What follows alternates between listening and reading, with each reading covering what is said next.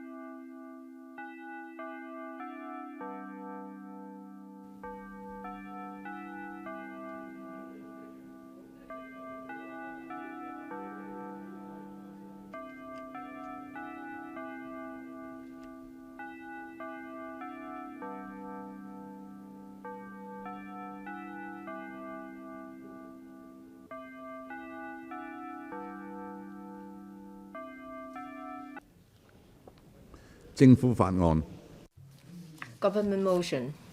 This Council now becomes Committee of the Whole Council to continue consideration of the Appropriation Bill 2020.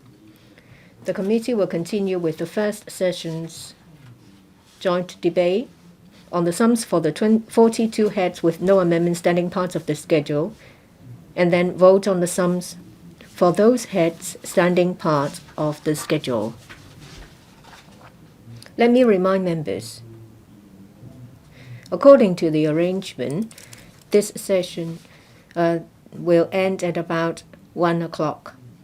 At around 12:30, I will ask government officials to reply, and then we will proceed to the vote on the sums for those heads standing part of the schedule. Members who have not spoken, please press the request to speak button as soon as possible. Mr. Ip Kin Yuen. Chairman, in relation to the Appropriation Bill 2020, we now debate on the 42 heads with no amendment. There may not be any amendments, but it doesn't mean there is no room for debate. In relation to the RTHK as well as the Department of Health, I'd like to say something. Head 37, Department of Health, in relation to prevention of diseases as well as management of public health. This budget was written in the midst of COVID-19. With the pandemic above our head, we realized the importance of public health. Hong Kong is one of the places where there is a low number of deaths and low number of confirmed cases. It's thanks to all Hong Kong people, in particular our healthcare staff. There is a shortage of personal protective gear. However, they still stand firm at their posts to continue to protect us. I take my hat off them for them. In relation to PPE, say for example N95 respirators, masks, are in shortage.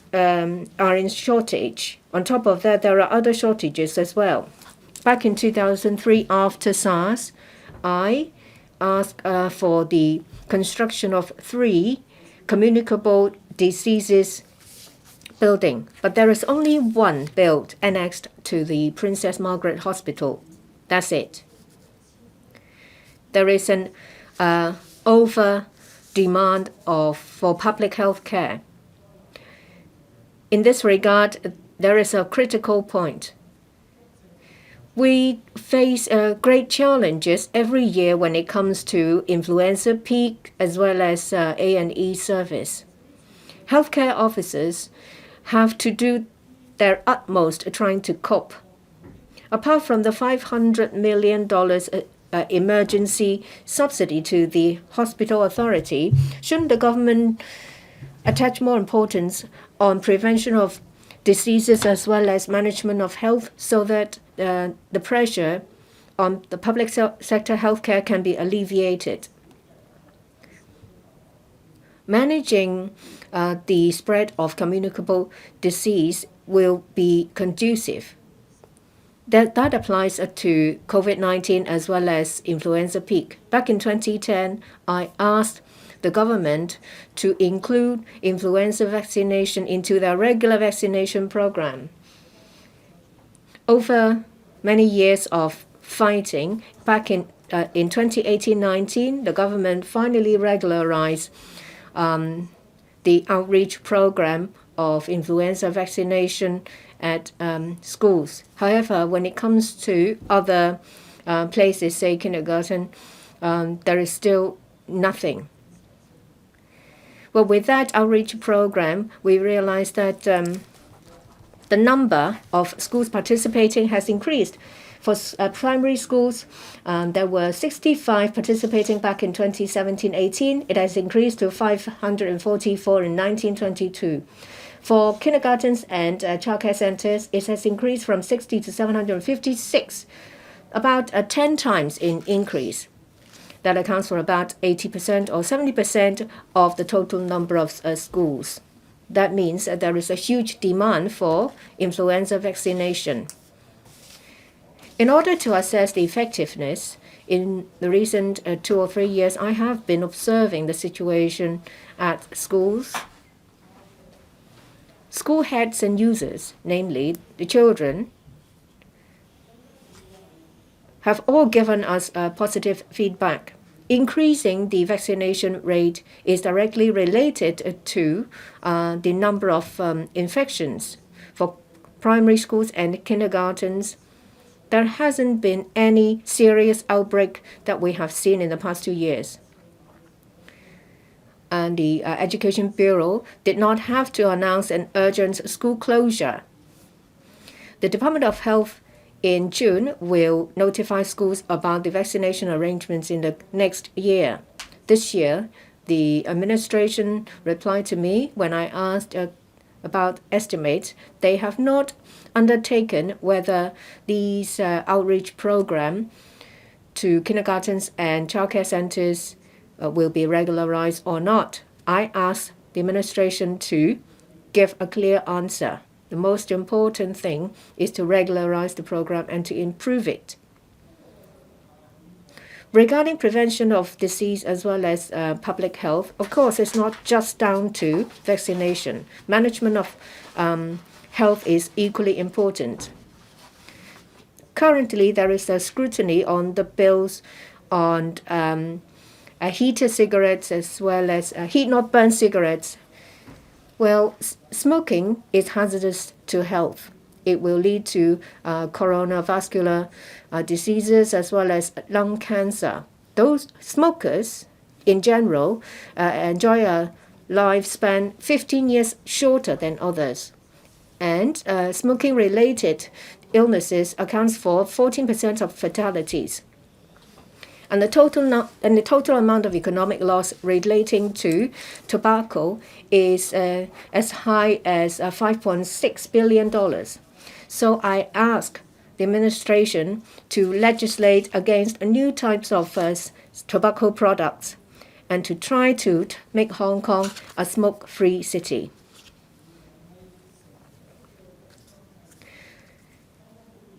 Childhood is an important developmental stage. We provide education, health assessment, and treatment to children. That is very important to them. For the student dental service as well as student health service, they have been rolled out for a number of years.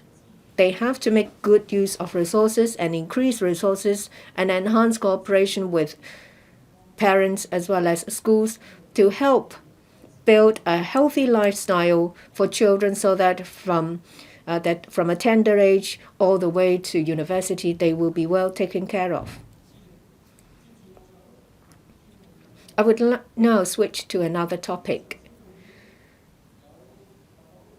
Just like other members have pointed out, for some heads, members proposed amendments. However, in the end, the chairman ruled that is not in line with the ROP and they've been refused. For other heads, members would like to increase the resources available to them. However, because of the limitations under the basic law, we are unable to do so. I would like to move on to Head 160, RTHK. It belongs to the latter category. According to the budget, the RTHK will only receive $1.46 billion. They will stop the production of educational TV. They enjoyed 761 staff members responsible for production of various television and radio programs covering the news and editorial duties. Members of the public now have a higher expectation on coverage of news.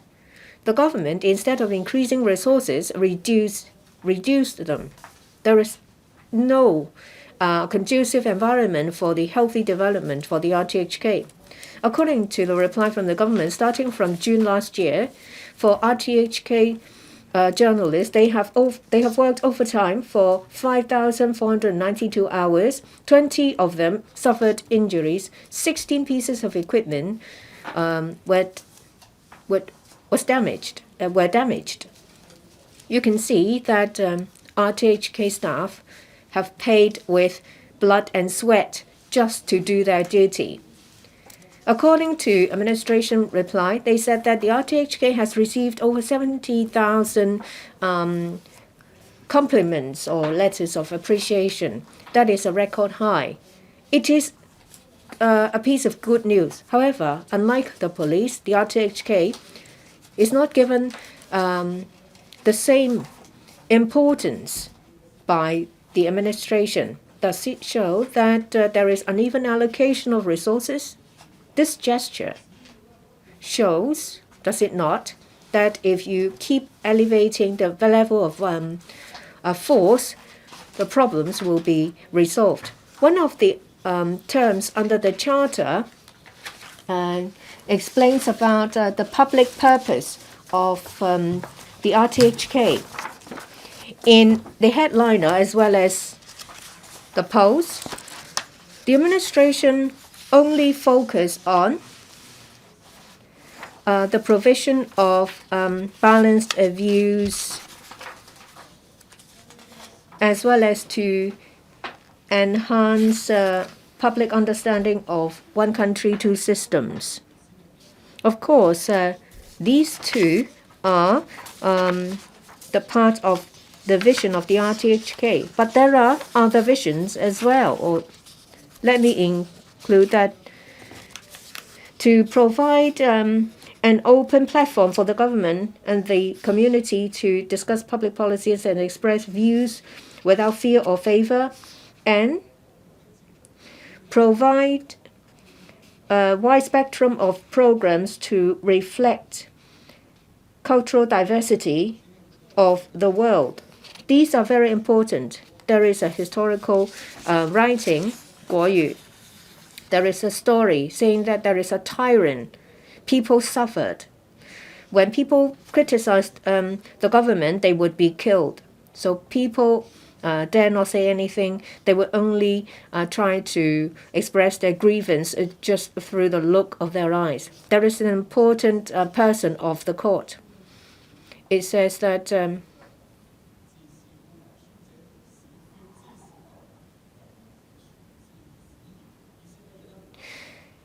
he said that well, if you try to guard against the mouth or lips of people, is more important than trying to manage a flood. If you stop a flood, if you try to stop the flow of the river, it will hurt people. If you try to stop the words or the mouth of the people, it will hurt more innocent people.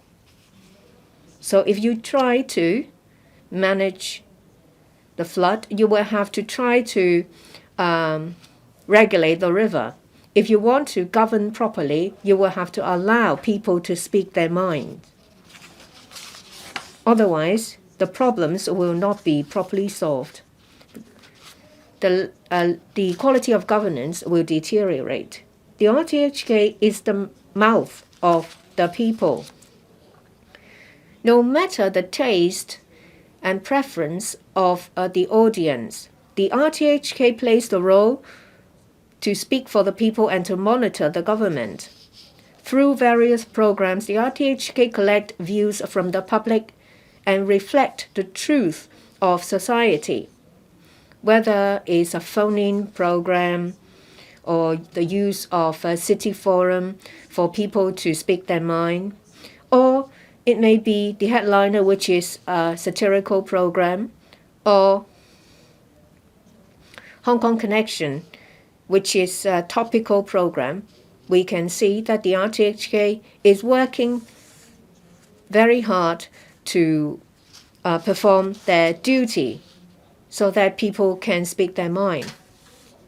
Some people think that the RTHK uses public money, so they cannot criticize the government, they cannot have satirical programs on the government. That means that it is a feudal system. The RTHK suffered long-term manpower and resources shortage. They still managed to churn out quality program. This is something that the government should cherish. In the first half of the year, Hong Kong Connection and other programs have received accolades in the New York Festival TV and Film Award. This shows that The programs are recognized not just by Hong Kong people, but in the international arena as well. As I have said many times, if we rely solely on the police to resolve problems, that means you're just pouring fuel over fire, pushing Hong Kong further towards the cliff. I hope that Hong Kong will calm down. Use resources to enable communication. Open your ears to hear what the people are saying. Attach importance to what the media said. Dr. Junius Ho. Chairman,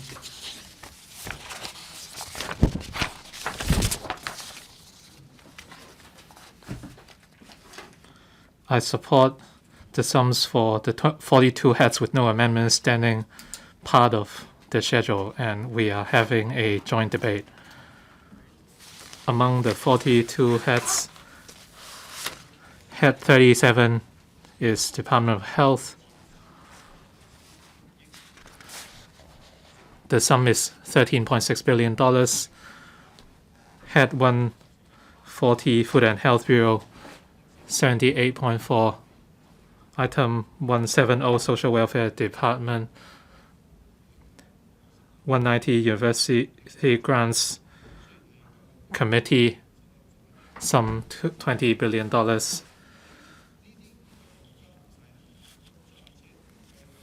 Altogether, notwithstanding education and the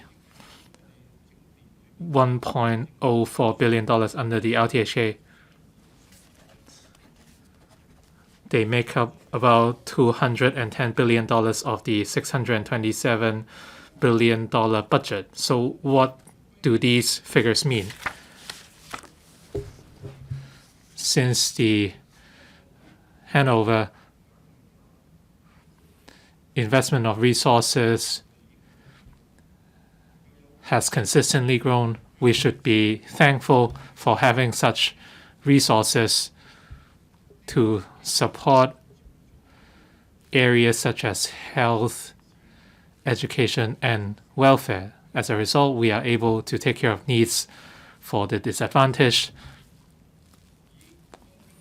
Through education, we are able to nurture new talent. Of the 190 odd countries or regions in the world, Hong Kong is doing a commendable job. It's always easier to criticize than to build. We often hear views that the government are not doing as great a job. Of course, they are not perfect. So positive criticisms are certainly helpful because that would lead to improvements. To be fair, I support such sums. However, it does not mean that I have no criticisms. In terms of university education, $22.8 billion is granted to the universities. Would they just grant the sums and forget about it? What are our standards? How do we gauge the results?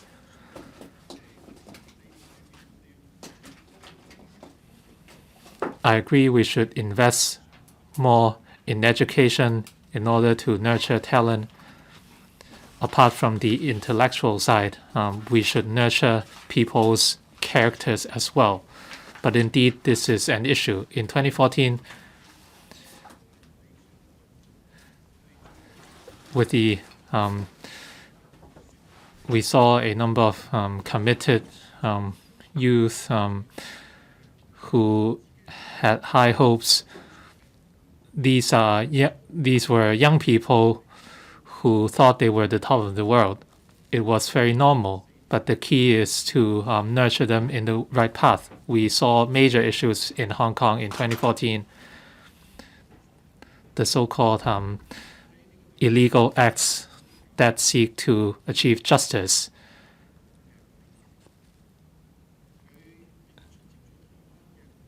Professor Benny Tai attended a forum in Taiwan to talk about Hong Kong independence, and he wrote recently that Hong Kong would end up with the consequences of the burn with us mentality. People who have broken the law have been let go. And if you are asking me to pay $22.8 billion to these culprits, then I would have something to say. The Secretary for Education is the biggest stakeholder. Well, I do not want to create trouble for him today. I could have proposed amendments like those from the pan-democratic camp. I could seek to reduce sums. But I think most members would agree that we should not waste money in this manner. We should not condone the acts of teachers. We should not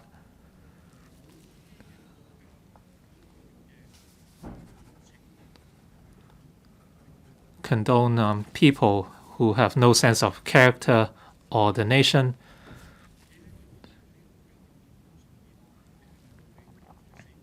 We should not allow them to jeopardize our students in the education system.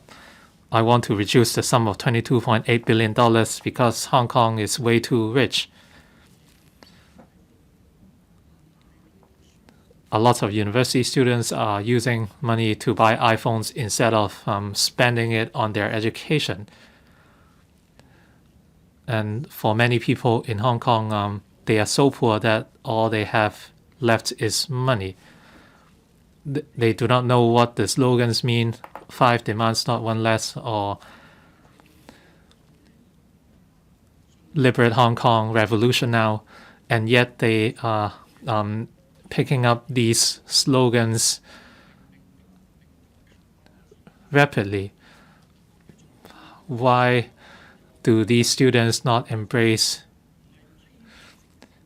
a critical thinking? But it doesn't mean that they have to criticize everything. A critical thinking means they should think independently.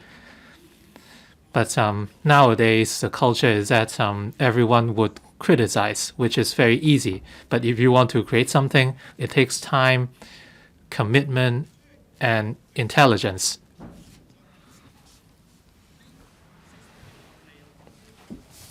I support the sums for the 42 heads standing part of the schedule, but I do have my reservations. And in terms of RTHK,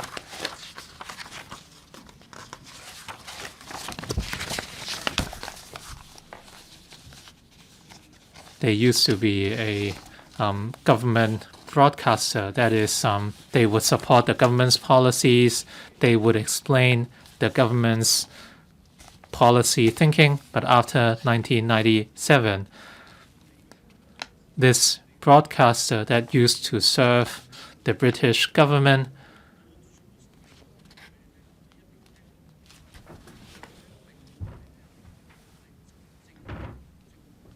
they used to serve the ruling government. Well, that is for sure, or else why should they receive funds? Recently, BBC was told by the British government that if they are not obedient, they should seek funds outside. So if the broadcasters' money comes from the government, they should behave better. So I think we should reduce the $1 billion sum. First of all, we should reduce the salary of the Director of Broadcasting. As for the $508 million production fees for RTHK 31, 32, and 33. Last week, the opposition camp praised the RTHK for their work and the prizes they won, or the awards they won.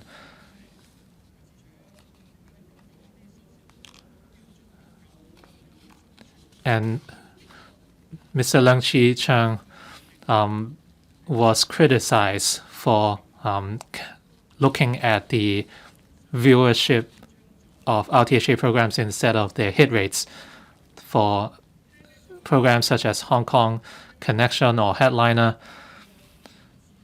Apparently, they attracted very high hit rates. But this is not important at all. People can buy likes or even followers if they wish.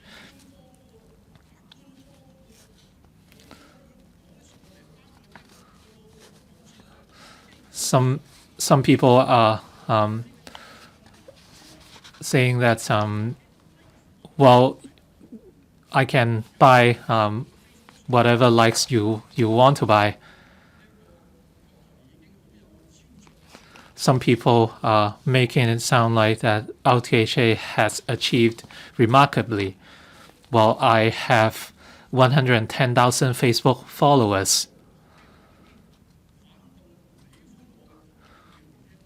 And even people who don't like me has to sit up and listen because I speak the truth. That's why people would listen. Well, about the RTHK, they only have about 10,000 followers. If you spend $1 billion, well, with your standards, then I would have spent $10 billion already. Even Mrs. Regina Yip has 110 or 120,000 followers, so she would have invested $10 billion.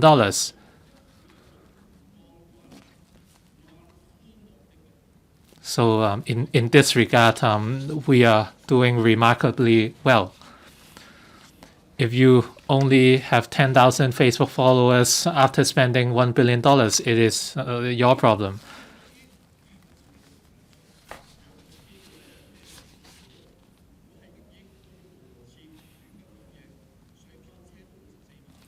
The water cannons would cost $540,000.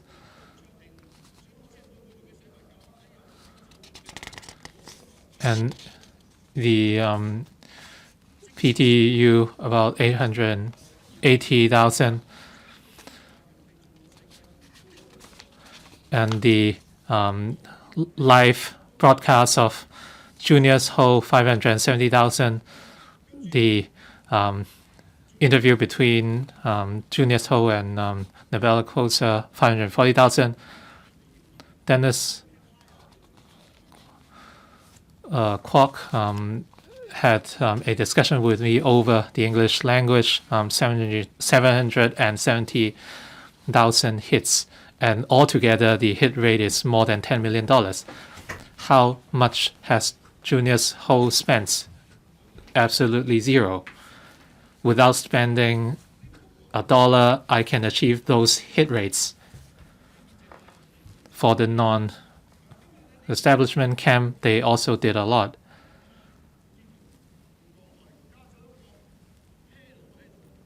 And apparently you are creating a halo for RTHK, and you are saying that $1 billion is not enough while the police enjoys such a large budget. Well, I'm not trying to create a problem for the financial secretary. Well, indeed, this is the work of Mr. Edward Yao. Last year,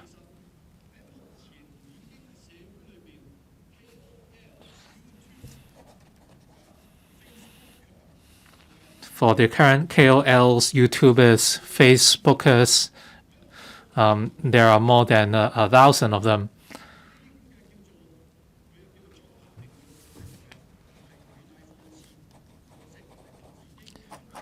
For the so-called sarcasm or criticism or attack on the Hong Kong government, do these programs are these programs still warranted? Why would we want to spend $1 billion? So Mr. Edward Yao must tell them that they should explain and advocate our policies. They should work with the Information Services Department to get things done. nowadays in Hong Kong, people would spend will try to spend as much as they can, so long it's not their money. While I support the sum standing part of the schedule, there are two caveats. We must spend the money wisely, and money must be spent in line with the policy objectives. Thank you. Dr. Helen Wong.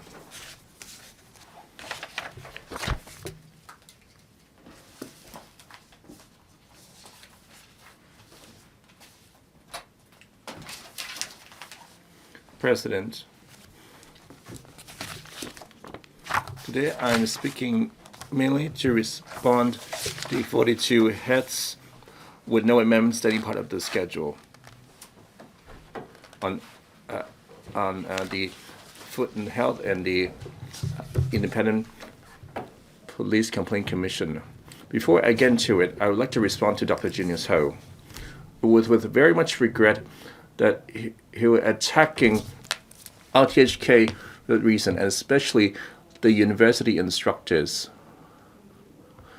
He told them to take a hard look at themselves. I think the most would need reflection with Dr. Ho. So he's still unabashed, and he didn't tell us how they went to Yuen Long on 21st of July to collude with the white clads, and didn't mention that what does shaking hands with the white clads outside Yuen Long Station mean. And the Secretary for Justice John Lee failed to investigate, and so does P.K. Chang, Commissioner for Police. So why does the Dr. Ho hold a rally appealing to those attend to teach the black class a lesson? Why no investigation? So you're not proper yourself. Instead, you're turning the heat on university instructors. Are you kidding? While you fail to reflect on yourself, then you and the whole establishment camp and the government is trying to ram through the extradition bill that put Hong Kong in such a state. So the police would investigate you. I wonder what relationship you had with them. Apparently, we had strong doubts that the black cops and Dr. Genius Ho might have something unspeakable going on. When I heard about the police government rule and tries, this syndicate not only exists but also includes the government and the pro-establishment camp. They're on the same page. So that is those that are plotting to destroy Hong Kong. The Chinese liaison office definitely had a hand in it. And it's also in Hong Kong Macau office. Please return to the debate. I'm responding to Dr. Genius Ho. Why didn't you stop them? I know that you singled me out. Before 2 minutes of speech, and you want to point me out, and while you allow others to digress. Please be fair when presiding over the meeting. Dr. Helen Wong, I had a duty to remind members to return to the topic if they digress. I've also allow you a few minutes to respond to Dr. Ho. However, what Dr. Ho's only mentioned about the universities and RTHK, and in your response have gone on a tangent. I'm only reminding you, well, you have an unreasonable onslaught on the university teachers without proof, and also smearing the RTHK and comparing his own Facebook page with the RTHK click rates. Yesterday, we saw the first Chief Executive Tong Chi-Wah and the previous CE Leung Chun-ying and all the so-called elites have set up this Hong Kong coalition. I spent a few minutes looking at them. Besides this appropriations bill injecting so much money to save the economy, and to respond to so-called three crises faced by Hong Kong. First, the epidemic. Two, the economic crisis. Well, that is all well understood after a few months. And since last year, the anti-extradition road and how critical our economy is, we all get it. And thirdly, the political crisis. So how much of the budget is able to save the economy and able to resolve the political crisis? President, I don't think it's working. Of the 42 subheads, it also outlined problems of the IPCC. The crux of the political crisis is that our police force is flawed, and also on IPCC, there were so many complaints about the police. Since last June, the government have been using the police to crack down on the anti-extradition voices, and there were incessant police violence, which I'm also a victim. And the number of complaints for the later half of last year have shot up. Interesting enough, it was 2020 to 2021 annual funding for IPCC compared to the previous financial year, not only did not get increased to help them with dealing with police complaints, but actually was cut by $4.6 million, 4.4% of their overall budget. The government had explained this reduction in budget because last year involved production of a TV drama, while this year is not required. Thus, this $4.6 million will be cut. At the same time, a lot of my colleagues have mentioned that the police will be granted a 25% increase in their provision. For example, water cannon vehicles and all their personal gear, and also enlarging the establishment. And yet the IPCC, you decided to cut this budget.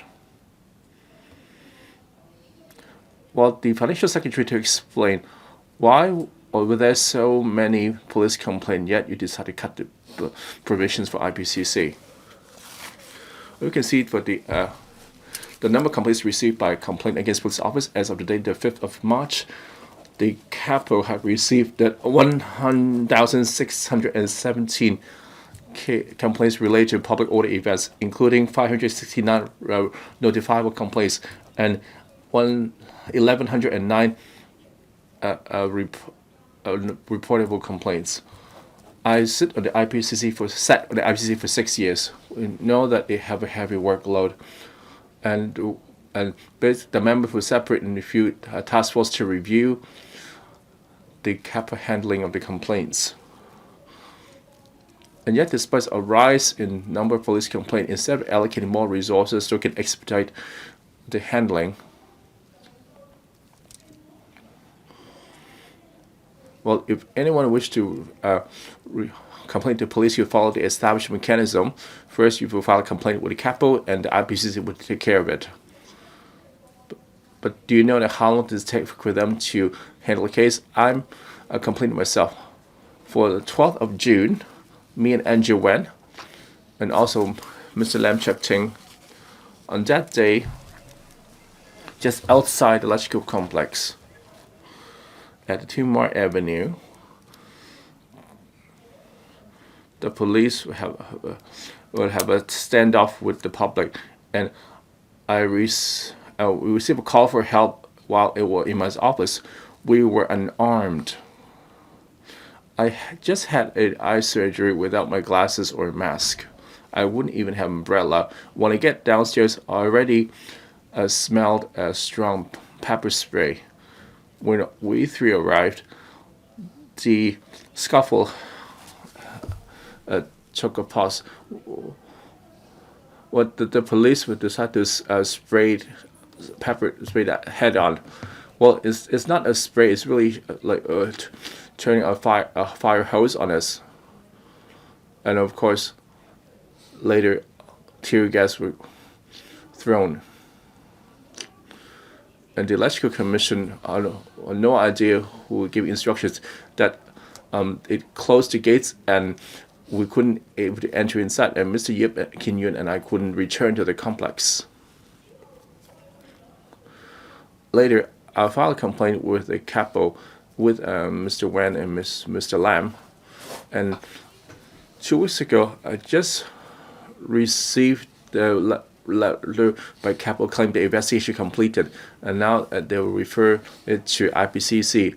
I wonder how long does it take to hear from IPCC. For such a complaint, it took almost a year, and yet they still got no findings. So why you decide not to allocate more funding for Capital and IPCC? Even though we're not happy with IPCC, myself for example, because as constricted by IPCC ordinance, they lack comprehensive investigation powers. They have no power to summon witnesses. So it was much derided as a toothless tiger. I really hope that we can move an amendment for the IPCC ordinance, but before we get to this, you decided to further weaken the toothless tiger. Thus, I demand the Financial Secretary to explain why you not decided to allocate more funding. Of course, the 5 major demands of the public would ask for an independent commission of inquiry for the police. The government all along refused to budge. This demand is part of the political crisis that the public have lost the trust towards the government and the force, and do not see that the police complaint mechanism as fair.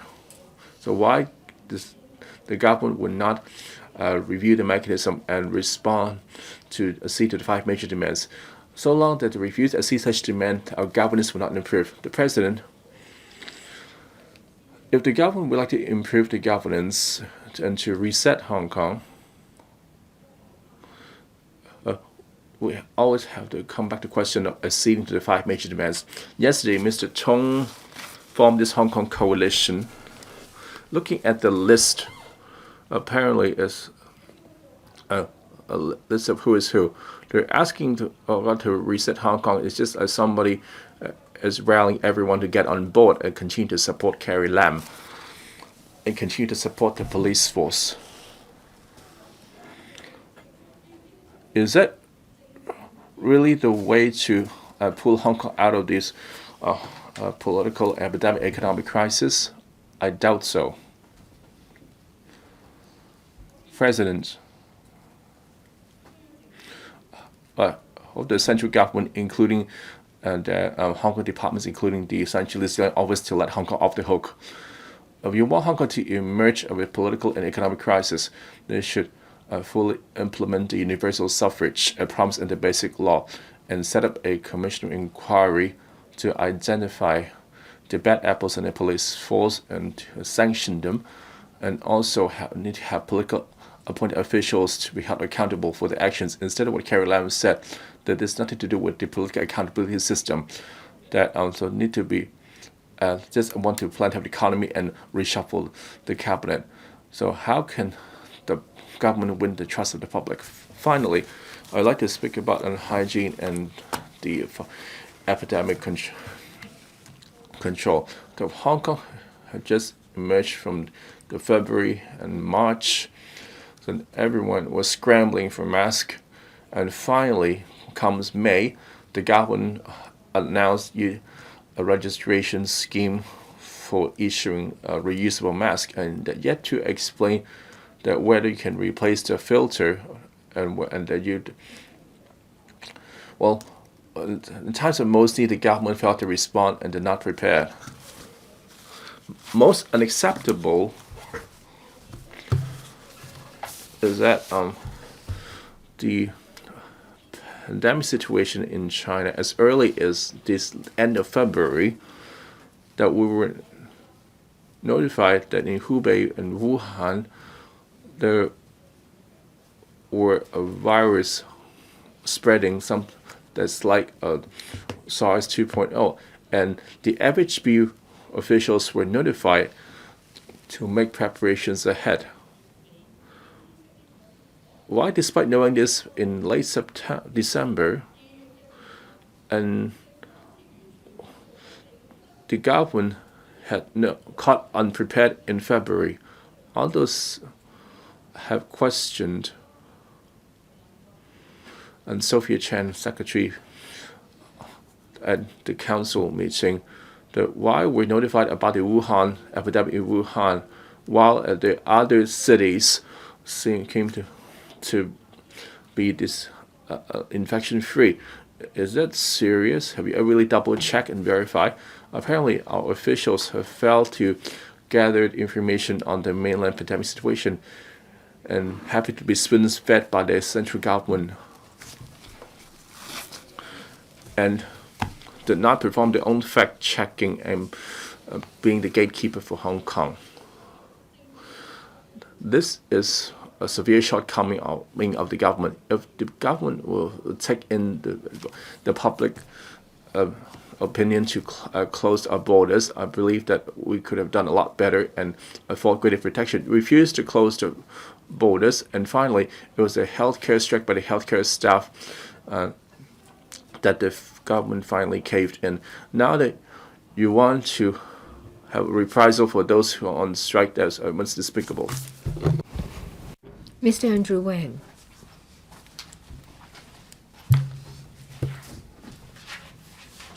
Thank you, Chairman. I'd like to speak on the 42 heads with no amendment. I'd like to talk about housing and the IPCC, which Ms. Elena Wong mentioned. Before I do that, I'd like to talk about what members have covered, that is, in relation to the problems faced by Hong Kong, as well as the pandemic. I don't agree with what others have said. I think there is a mainstream view that the government is trying to shift the blame. They want to shift the blame of the mess Hong Kong is in onto pandemocrats or people who don't agree with them. I said that this is the karma of the loyalists as well as the government, because who have been in power since the reunification, who have caused you seats in the LegCo, you have been in power, you have been in control. Now that you have lost and you blame others, we have the functional constituency, we have vote rigging, and a lot of loyalists are really low caliber and they have not done anything here. Has there been any progress in our democratic development? What about our situation in terms of human rights and freedom? Everything has been sinking. We can see that from international surveys and indices. We have to talk about the budget. We need relief measures. This is karma from what you have done. Hong Kong have been falling in our rankings in our competitiveness and in our economic development. And you blame others? You haven't got anything to sing about in relation to healthcare, education, social welfare. Why don't you turn to people who are responsible? How can you have the cheek to now blame us? I would like to talk about the preferential treatment of conglomerates. Policies tip towards conglomerates at the expense of grassroots. Recently, there is the extradition bill, which ends in a mess. And now you want to legislate for Article 23. Everything is about politics. You want to gain political mileage, even fighting the pandemic. Please come back to the point. Yes, this is about the 42 heads. I need to lay out the background. I have already given you 3 minutes. Last time, some members have got over 10 minutes to do that. Okay, I promise you that I will come back to my point. Politics comes first. They have ignored scientific evidence. That's the same for our efforts to fight the pandemic. We now see the problem. Recently, in relation to one country, two systems, as well as the basic law, the two Beijing departments came out to say that they are not bound by the basic law. A lot of loyalists come out to echo that view.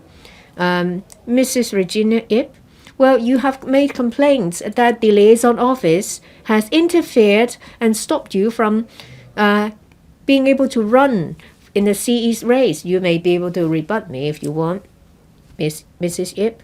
I think Andrew Wen has distorted what I've said. I ask him to withdraw the remark. Mr. Wen, are you going to? No, I'm just quoting what the press have said.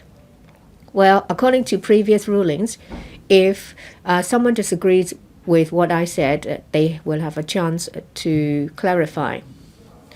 Well, just last remark. Mr. Wen, let me remind you again that it's been over 4 minutes and you have been digressing. Come back to the 42 heads. Yes, I've been talking about them. Please use the same yardstick. Junius Ho has spent over 10 minutes talking about something else. Of course, I think that you're not talking about the 42 heads. That's why I have to remind you. I was laying out the background. I was talking about karma since the reunification over the 23 years. Karma of the bad deeds you have done. Now there is a coalition of trust societies, of police, officials, and the business sector. Just now, Junius Ho talked about the police. I'm going to reserve my remarks in the next session. Ms. Helena Wong talked about unreasonable arrangements for the IPCC. I'm not going to quote the figures. The logic is simple. Since last year, in theory, well, the workload of the IPCC has increased significantly because of the sheer increase in number of complaints. Well, for the police, they said, well, they asked for a 20% increase in resources because of what's going on. But that is not the case for the IPCC. Why is there such a distorted logic? No, it's not difficult to understand. They want to increase resources for the police to procure more weapons to suppress and oppress protests. And they want to keep the resources of the IPCC down. I think that the resources given to the IPCC is unreasonably low. The reduction is unreasonable, even without the current societal conflicts. IPCC should play a bigger role, and they should be given more resources. Is there some hidden agenda, some politics manipulations behind the scene? If you have been watching what's going on in the past 6 months, you will know what's going on. Now I would like to turn to housing. I'd like to criticize the housing department. Public housing policy is poorly done. In the past 5 years, well, there is a shortage of 70,000 units. According to a lot of estimates in civic communities, in the coming 10 years, there will still be an acute shortage in public housing, at least 66,000 or 70,000 units. Whose responsibility is it? The government, the housing department, the development bureau. I will reserve a session for the lands department as well as the development bureau. Well, given the current situation and the shortage of public housing, what should be done? Transitional housing. They are too little, too late. In a recent audit report, the audit commission said that the housing department, no, the government is leaving a large amount of land idle. Of course, it's the responsibility of the development bureau. But the THB, Frank Chan, is also responsible because there is a task force for transitional housing set up under his bureau. The idle land should be released for transitional housing or better use. There is consensus here is across different political spectrum. However, the government still does nothing. Land is wasted, left idle vacant. There are also vacant school premises just being left there unused. According to a audit report, I have reason to believe that is because of their mentality of guarding their turf, bureaucracy. They are unable to do anything. They know full well that there is a land shortage. That's why they try to hoard for future use. They may not need the land now, but they will find excuses to sit on them. Say there is a school premises in Kwai Chung. They said it's used by universities as a library, but we have found out that there is no book whatsoever in there. But on the list, it says it is for university to use to store books. When it is reviewed, they immediately said, oh, well, actually, we don't need it. It will be released.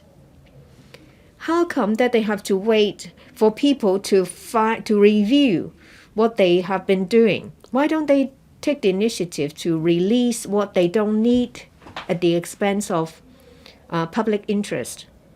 The government is poorly done in relation to transitional housing. They've been singing about the 10,000 units available. They don't follow the proper way, but they ask developers to donate land for transitional housing for just a few years, working with NGOs. A lot of these locations are controversial. They may be in conservation areas or areas that are not suitable for development, or the developer has been trying their best to develop that piece of land for residential use, but their hands are tied because of regulations and laws. They now want to make use of the site, give it to the government on loan for temporary housing. In 3 or 5 years' time, they can say, well, we can take it back. It should be developed for residential use. Yesterday, they have a main announcement of a public-private partnership under the Development Bureau. I'm not going to talk about it because you will say that I digress, but I will. I think it is wrong for the Development Bureau to steamroll it. The Lands Department failed their duty in law enforcement. As a result, a lot of land has been left unused by the Housing Department. Regarding subdivided units, last week for rent control of subdivided units, there was a meeting.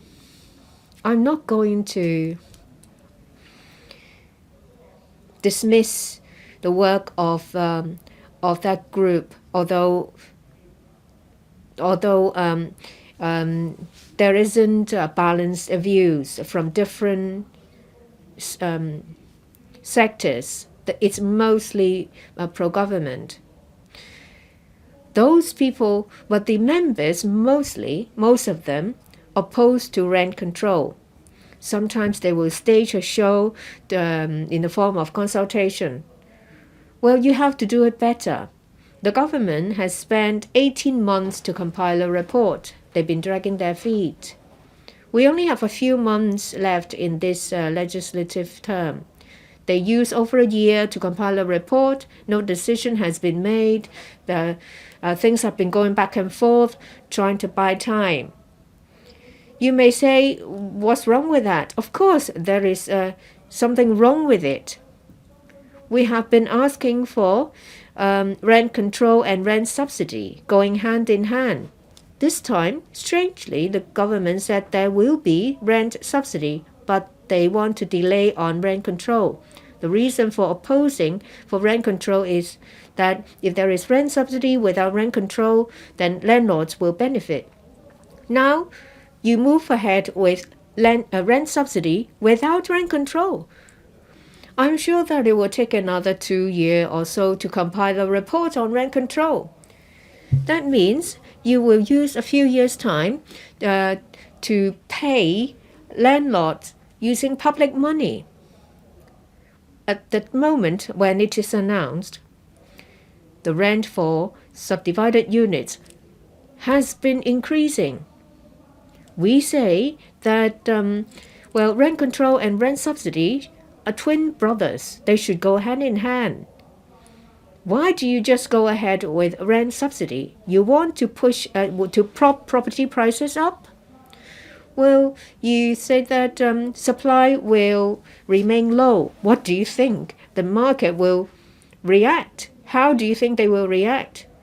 This is just common sense. We all know. You launch different measures, and on the face of it, you just tip towards developers and conglomerates trying to maintain the property market in a stable state to benefit certain people. Why? That's your policy for public housing? Of course, we're not happy. I want to talk about the problems with transitional housing. THB 046, under 62, Shek Lay interim housing. They said that since 2017, no one's moved in.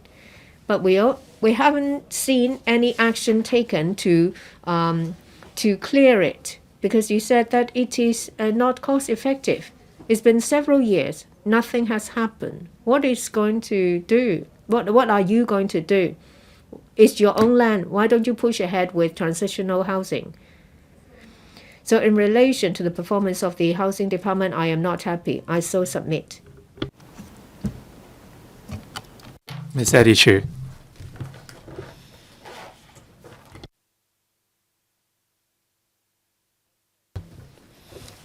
Chairman, since last week, I have been following up on the debate on the sums for the heads with no amendment. Mr. Siu Ka-fai spoke a lot about how bad our markets are and how much Hong Kong people are suffering. And he used the phrase somehow or out of the blue. He did not understand why so many people would join protests and that they would embrace a "if we burn, you burn with us" mentality. Upon your reminder, he said he was speaking on Head 80 Judiciary and Head 94 Legal Aid Department, because if there are further protests, then the sums under these two heads would not be sufficient. After hearing what Mr. Siu said, I wanted to know what his view of such incidents was. What was his solution? I followed his speech for 15 minutes. I think the gist was that he was asking Hong Kong people not to resist or put up a fight. That way the economy could recover.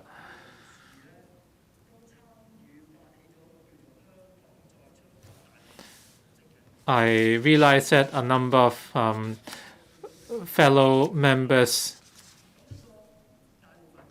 joined the recently set up Hong Kong Coalition, and Mr. Siu also joined.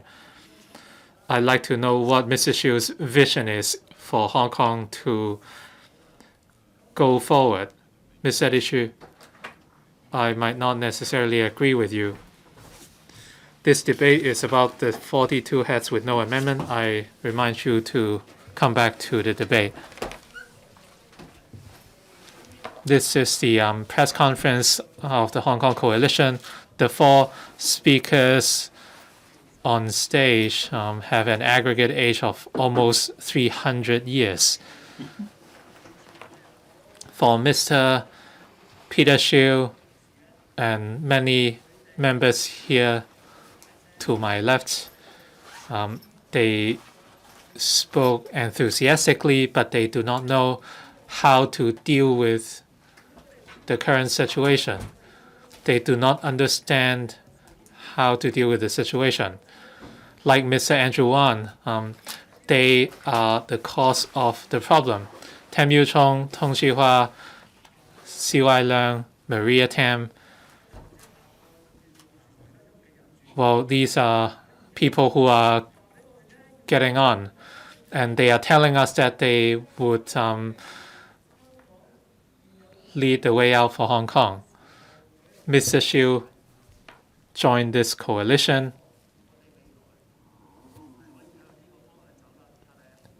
and this is a very empty vision.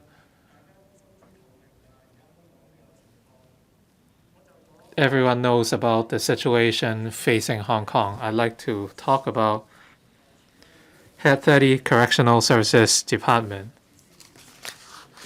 The police force would be discussed at the next session because it involves amendments.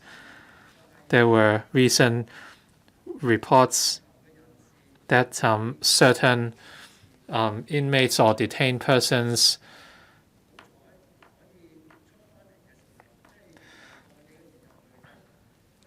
they were sent to institutes in recent months. We are at 2020. There is still arbitrary violence in these institutes. One of the inmates recalled that he was lucky. He was asked about his background by two deep blue ribbon staff, and he was slapped and he was yelled at. He was accused of assaulting police officers, and the officer said his wife is also a police officer. There are many ways for them to assault inmates. They would use plastic rulers or police batons to beat the hands or feet. And after the inmates were beaten up, they were forced to thank the officers. Apparently, within the discipline forces, the police are not the only ones conducting vigilantism. The CSD has been reviewed recently.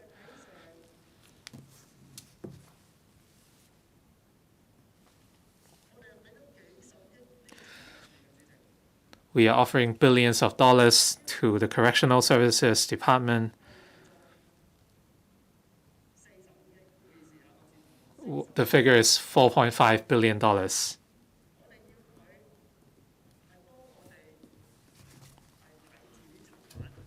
They are asked to look after the inmates. These are inmates who have lost their freedom, but they are not supposed to be beaten up.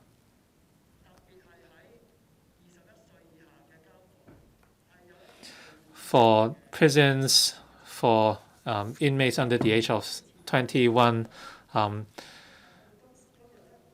there is routine violence, and the situation has not improved in recent years. And like the police, they are judging inmates based on their political backgrounds. For those with different political views, action or private action would be taken at spots with no CCTV coverage. The police and CSD are allowed to take matters in their own hands or observe vigilantism. When I look at the Hong Kong, another Hong Kong foundation, which was again headed by Tong Xihua, 40% of the members no longer joined the newly set up Hong Kong coalition. I guess the reason was that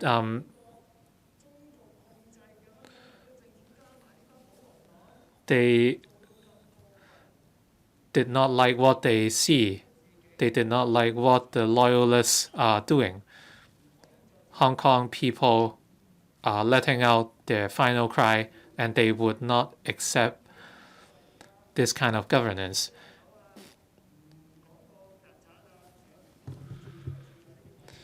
And now we saw that heads of discipline services are using terms such as cockroaches, so who would provide oversight.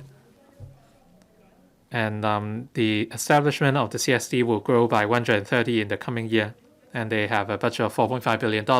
If the problems remain unsolved, how could we grant them the funds?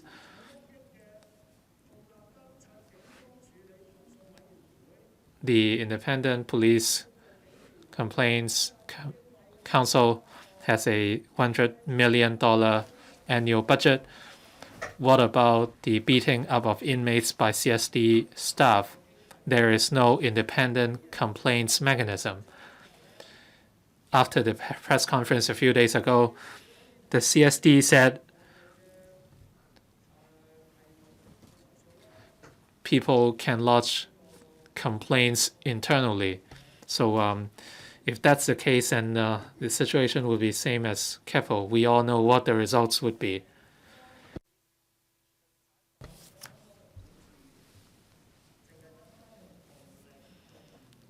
The Communist Party is resorting to violence, intimidation, and assaults to govern Hong Kong. Businessmen were driven away, and this is not a very robust approach. For all the heads with no amendment, many members have talked about RTHK. Junius Ho talked about RTHK. Apparently, he has a problem.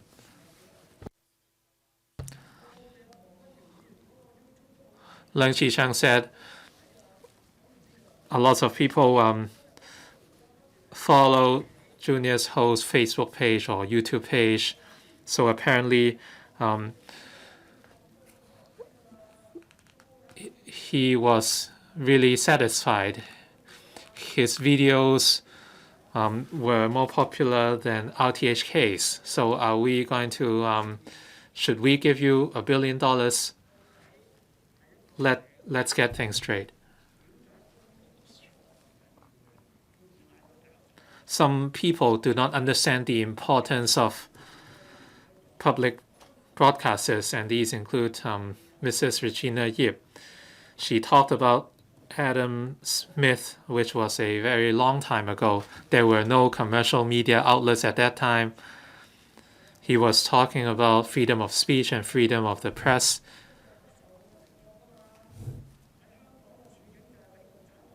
But after that, the commercial media developed rapidly, and in recent times, many have been bought by the Communist Party, and the state are able to manipulate speech and the media.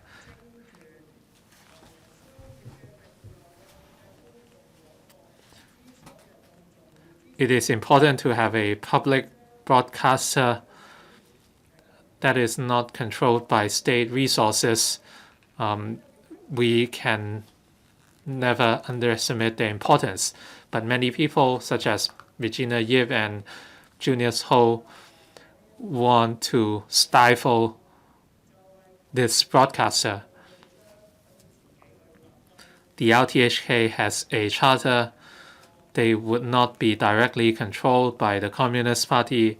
They said a lot of things the Communist Party do not like. As staunch supporters, such as Mrs. Regina Yip and Junius Ho, of course, they want to drive RTHK out of the picture. For the program Pt4, a lecturer from the education university, he spoke for a few minutes and apparently people were trying to get him fired. The program is called Pt4. That means everyone can speak for a few minutes every day. So today it might be from a yellow, from someone from the yellow camp, tomorrow someone from the blue camp, and 2 days later from someone from the red camp. That way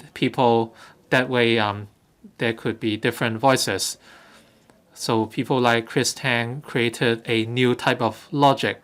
The RTHK can only embrace leftist and red camp thinking. If someone says something Chris Tang, Regina Yip, or Junius Ho don't like, that person should be fired, and they are trying to slash the budget for the universities. The public can see what your world looks like.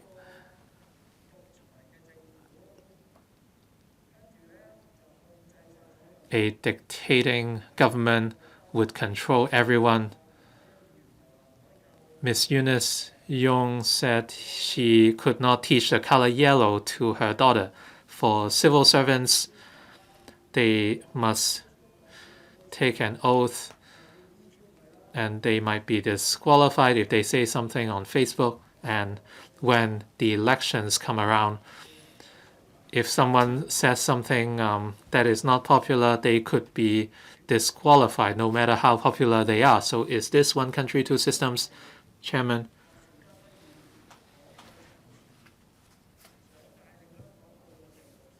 Is this what Mr. Peter Shiu is trying to achieve?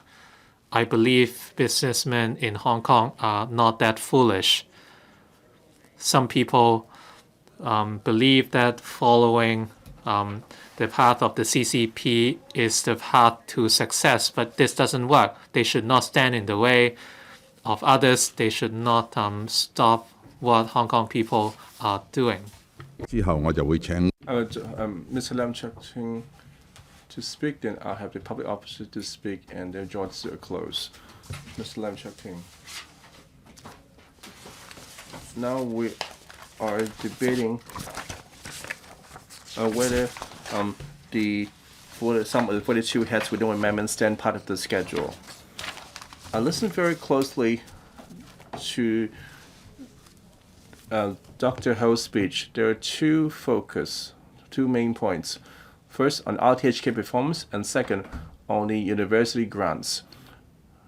He pointed out that Professor Benny Chai lacked character and decency. I will focus my remarks on refuting Dr. Ho.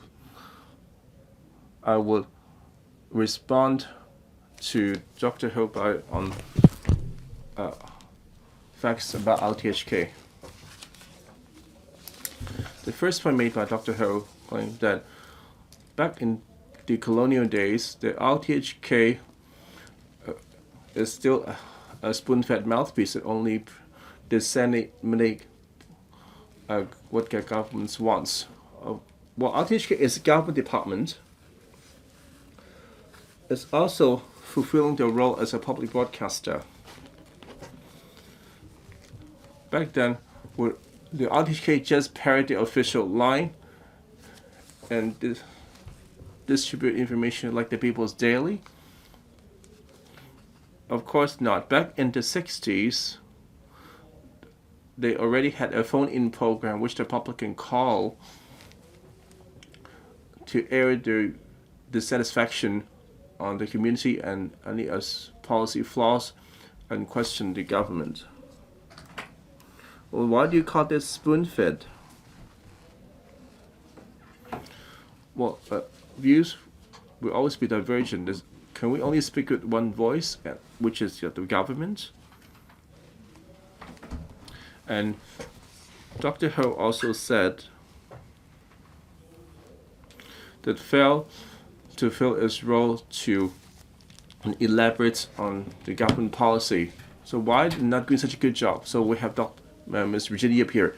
Back when you were the Secretary for Security, you've been very proactive in selling Article 23 and tell just you wait is only for the good of Hong Kong. Well, you willing to take the center stage back then. And even the public officials now refused to attend the city forum.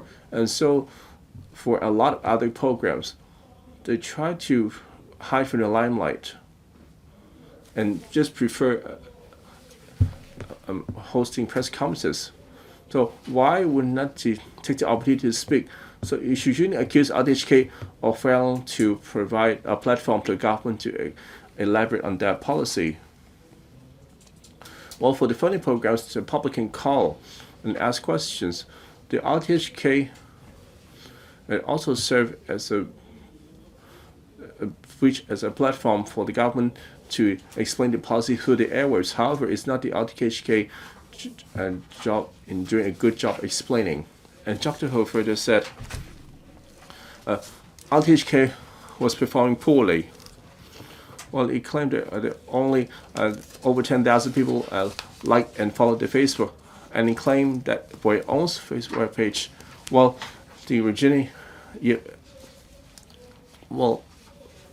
and Dr. Ho claimed that you have over 100,000 likes, and yet the followers were paltry and to so many funding, and if that applies to him, he will be entitled to a lot more funding.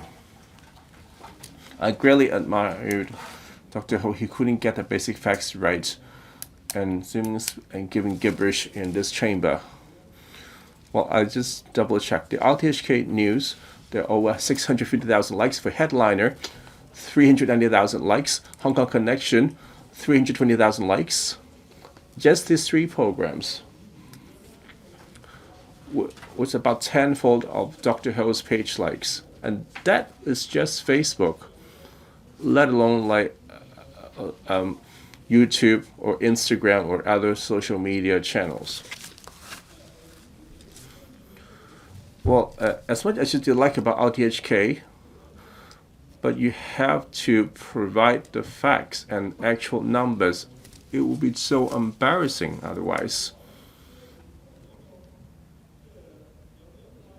We're not only just talking about the number of likes in RTHK page. Speaking of click rate, the Director of Broadcasting had already KO'd Leung Chi-Cheng of the DAB, and he claimed that RTHK had low viewership. And Mr. Leung said, and just for those pre-programs, they have over 20 to 30 million in click rates. And Dr. Ho, once again, what's the point of all this click rate? Well, buying likes are rampant online. You can buy as many likes as you want. But Dr. Ho, you're a lawyer yourself. You used to be the president of the Hong Kong Law Society, and now and also an honorary doctorate by what university? On the mainland.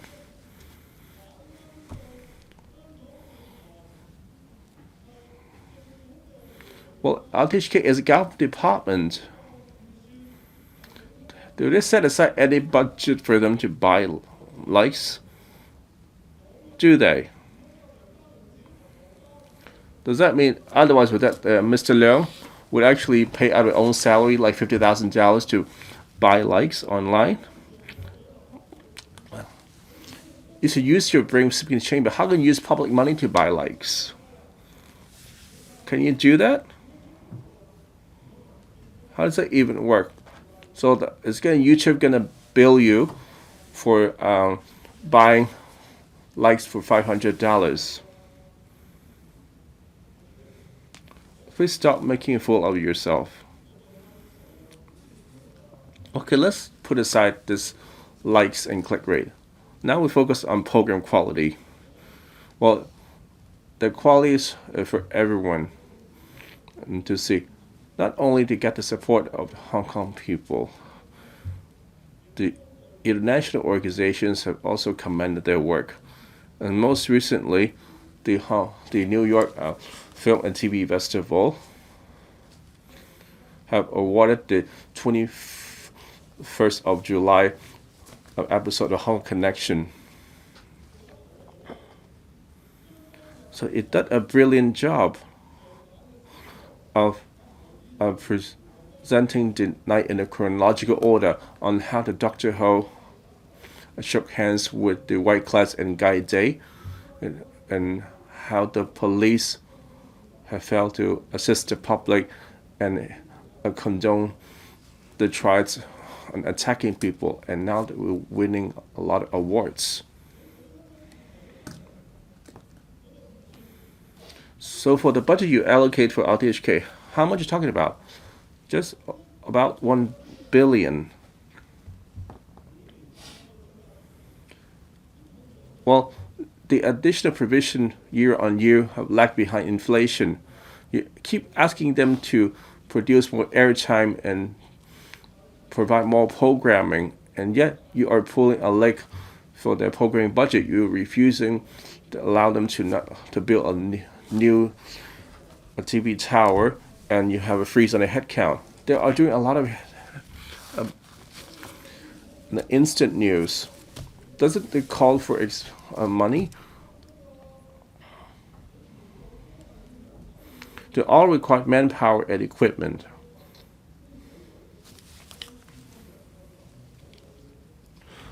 And so they're doing pretty good job for what they got. And some accuse RTHK of being biased. What bias? A viewpoint 31 after the 21st of July, and Mr. Eddie Chu and Dr. Junius Ho had a debate online. And Dr. Ho had kept us spewing lies. It's all right. And yet Mr. Chu can expound the facts. And Mr. Ho walked off the program and accused RTHK of being biased. Why not we have a rematch? Well, this time I will be the one. Well, because I was injured on for 21st of July. Otherwise, we're about to reach the first anniversary of the 21st of July. So let's promise not to sue each other for libel. Then we can have a match.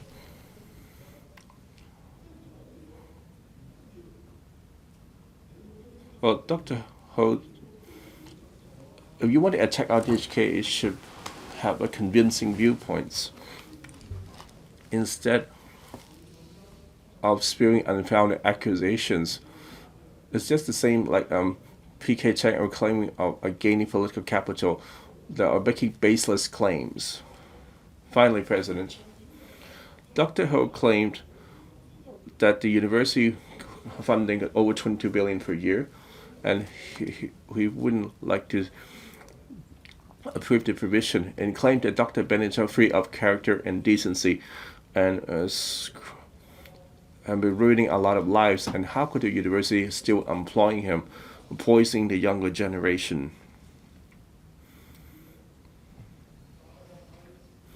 President, the universities are the bastion of freedom. Well, looking back in history, the universities have always been the incubators of democracy movement. Well, just look at Taiwan and South Korea.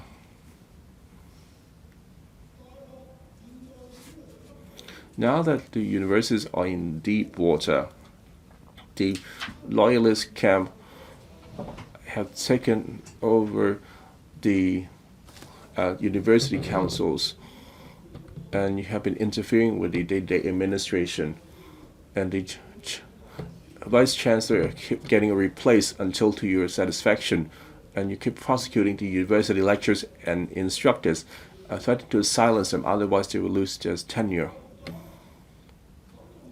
Didn't you go far enough? And Dr. Benatide, Dr. Chen Kin Man, these two scholars, they could have stayed in the university to live a comfortable lives, and their highly esteemed position, they could have stayed until retirement. Everything could have been smooth. But why these two professors risk their own freedom and even serving jail time to fight for Hong Kong democracy and safeguard our core values. And Dr. News and the loyalists keep persecuting them. They already served its prison time for their own ideals and principles. They sacrificed so much, and you are using this as a pretext to cut university funding. President Dr. Ho further mentioned, and he claimed that the university students not really study and only know get the latest iPhone models. Well, if they're not that keen on iPhone, they could get Samsung.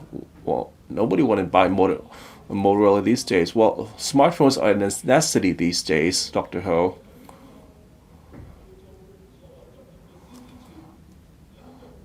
You still see it was the same the time that when you were a university student yourself in the UK, and this actually become part of your speech on why you want to cut university funding. Is your mind really that messed up, President? On the debate on the heads that were standing part of the schedule, well, there's also the IPCC. In the past, the IPCC will have had a few pro-democratic camps serving in the council and scholars with high standing as a counterbalance. Nowadays, there are no pandemic members in the council. After they're all been purged after by Leung Chun-ying and Carrie Lam, there's only one voice in IPCC. Thus, why the police acting without impunity and just tell people to just complain instead? Because the IPCC would definitely hover them. So that's why they are so dead set against the COI, because they don't know if the members of the COI would be the same membership of the IPCC, which most of them will be, or majority of them will be from the loyalist camp and will only say yes to the police force. I so submit. Secretary for Civil Service.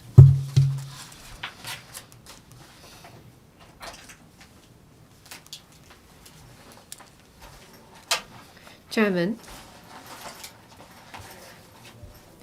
this is the debate for the 42 heads with no amendment, standing part of the schedule. It is very important. If these heads cannot stand part of the bill, it will seriously affect the implementation of the Appropriation Bill 2020. Departments will not be able to get the resources to provide the services. In order not to affect the operation of the government and the provision of public service, as well as to ensure that the measures proposed under the budget be implemented, I ask members to have the well-being of the public in heart and support the 42 heads with no amendment standing part of the bill and support the Appropriation Bill 2020. That's the end of this session of the debate. I now put the question to you that the sums for the 42 heads read out by the clerk standing part of the schedule. Will those in favor please raise their hands? Mr. Ray Chen claims a division. The bell will ring for 5 minutes.